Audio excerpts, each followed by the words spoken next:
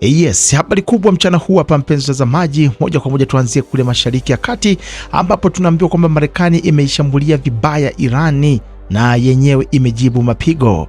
Jeshi la Marekani limesema kwamba limekamilisha mashambulizi yake ya anga dhidi ya Irani kujibu kuangushwa kwa helikopta yake ambayo Rais Donald Trump amesema kwamba ilidunguliwa na Iran. Jeshi la Marekani limetoa taarifa ya kamandi ambayo imesimamia operation hiyo za eneo la Mashariki ya Kati na imesema kwamba vikosi vyake vimefanya mashambulizi ya kuilenga mifumo ya ulinzi ya anga pamoja na rada za Irani katikati ya mlango wa bahari wa Hormuz. Anasema Irani nayo katika upande wake imesema imejibu hujuma hizo za Marekani kwa kufyatua droni pamoja na makombora kuzilenga kambi za kijeshi za Marekani nchini Bahrain, Kuwait pamoja na Jordan. Kamanda ya jeshi la Marekani imeyataja mashambulizi ambayo imeyafanya kuwa ni ya kiwango cha wastani kujibu uchokozi wa Iran. Vyombo vya habari vya Irani pia vimeripoti mlipuko katika kisiwa cha Qassim pamoja na mlango bahari wa Hormuz. Rais Donald Trump amesema hapo kabla kupitia andiko lake katika mtandao wake wa Instagram kwamba Irani imedungua helikopta ya jeshi la Marekani aina ya Apache ambayo ilikuwa ikifanya doria katika eneo la mlango bahari huo, na akaapa kuwa Washington ilikuwa na wajibu kabisa wa kulipa kikasi katika shambulio hilo. Helikopta hiyo ni chombo cha pili cha anga cha jeshi la anga la Marekani ambacho Washington imekiri kuwa imedunguliwa na Irani tangu kuanza kwa vita hivyo. Mapema mwezi wa Aprili, Marekani ilipoteza ndege ya kivita chapa ya F-15 ambayo ilidunguliwa na Iran. Jeshi la Marekani limesema kwamba wanajeshi wake wawili walikuwemo katika helikopta hiyo waliokolewa karibu na pwani ya Omani.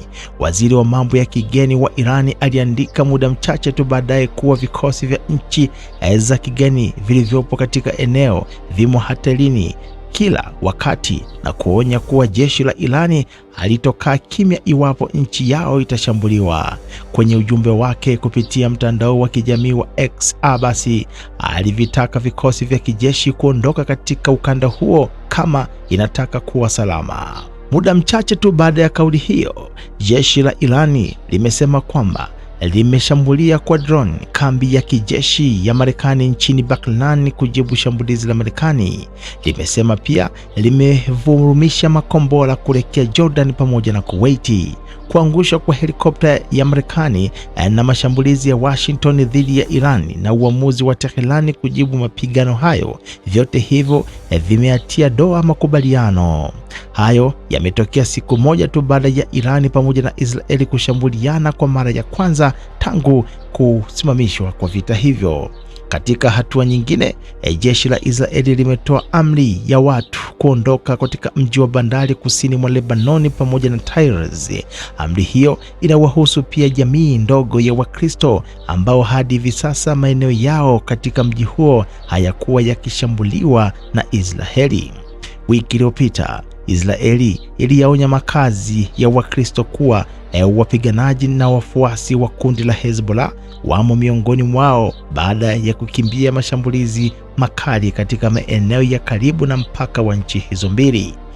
Licha ya madai hayo kupingwa, jeshi la Israeli limesema kwamba litafanya operation katika maeneo ambayo yanakaliwa na Wakristo na limewaamuru waondoke haraka. Wakati hayo yakiwa yanaendelea, Irani imesema kwamba itatathmini upya hatima ya mazungumzo baada ya mashambulizi mapya ya Marekani.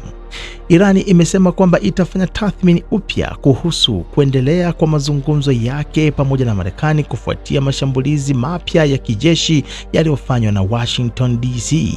Akizungumza baada ya duru mpya ya mashambulizi kati ya mataifa hayo mawili, msemaji katika wizara ya mambo ya nje ya Irani, Esma Baghezi, amesema kwamba mazingira ya sasa hayawezi kabisa kuhimili mchakato wa kidiplomasia bila kuwepo kiwango cha chini cha utulivu wa kuaminika.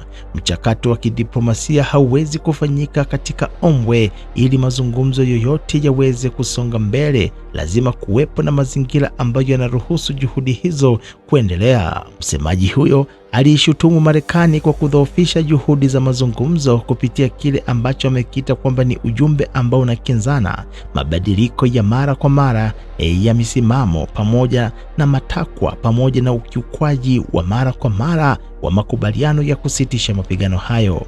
Mapema siku ya Jumatano, Marekani ilifanya mashambulizi ya anga dhidi ya maeneo kadhaa kusini mwa Irani, ikisema hatua hiyo ilikuwa ni jibu la kuangushwa kwa helikopta yake katika bahari ya Oman.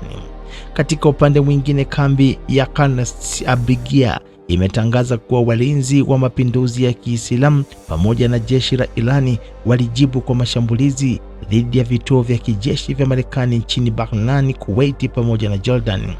Wakati huo huo, jeshi la Marekani limetangaza kumalizika kwa operesheni zake za kijeshi ambazo walizizindua kufuatia kuangushwa kwa helikopta yake aina ya Apache. Wakati hayo yakiwa yanaendelea huko Mashariki ya Kati, mpenzi mtazamaji, tunaambiwa kwamba shambulio la kisu limezusha vurugu Ireland Kaskazini. Waandamanaji ambao wanapinga wahamiaji wamechoma moto majengo pamoja na magari kwenye mji mkuu wa Ireland Kaskazini, Belfast, siku moja tu baada ya kutokea shambulio la kisu ambalo linadaiwa kufanywa na mhamiaji kutoka nchini Sudani. Shirika la habari la AFP limeripoti kwamba mamia ya waandamanaji waliojifunyika nyuso zao walikusanyika katika maeneo kadhaa ya mji wa Belfast wakirusha mabomu pamoja na petroli na kufunga barabara. Basi la abiria pamoja na magari kadhaa yamechomwa moto, huku jengo moja nalo likishika moto na kulazimisha wakazi wake kuondolewa. Tukio hilo limechochea vurumai hiyo ambayo imerekodiwa katika video, na taarifa zinasema kwamba mtuhumiwa katika shambulio hilo la kisu tayari amefunguliwa mashtaka ya kujaribu kuua. Wanasiasa, wanaharakati ambao wanapinga uhamiaji wanataka jina lake litajwe baada ya Wizara ya Mambo ya Ndani kuthibitisha anayetuhumiwa ni mhamiaji kutoka nchini Sudani. Tukimaliza na taarifa hii kutoka kule Sudani, tunaambiwa kwamba waathirika wa vita vya Sudani wanatafuta haki nchini Kenya. Waathirika wa ukatili wa RSF Sudani wamewasilisha malalamiko Kenya wakidai mateso makali pamoja na ukatili wa kingono. Wanasema waathirika 12 wa ukatili unaodaiwa kufanyika katika vita vya Sudani wamefikisha malalamiko nchini Kenya wakitaka uchunguzi dhidi ya wanamgambo wa RSF. Malalamiko hayo ambayo yamewasilishwa na shirika la kimataifa la ALAGYS wanadai mateso na ukatili wa kingono uliofanywa na RSF katika maeneo ya Khartoum kati ya Aprili 2023 hadi Machi 2025, kipindi ambacho mji mkuu ulikuwa chini ya wanamgambo hao. Waathirika wanamtaka mkurugenzi wa mashtaka Kenya kuidhinisha mashtaka dhidi ya wanachama takribani 10 wa RSF, baadhi yao wakiaminika kuishi nchini Kenya. Aidha, wanadai kwamba walishikiliwa katika mazingira ya kinyama, wakipigwa na kuchomwa, kunyimwa chakula na maji, mateso pamoja na kuwekewa shoti ya umeme na kubakwa. Baadhi walilazimishwa kubeba miili ya watu ambao waliuawa.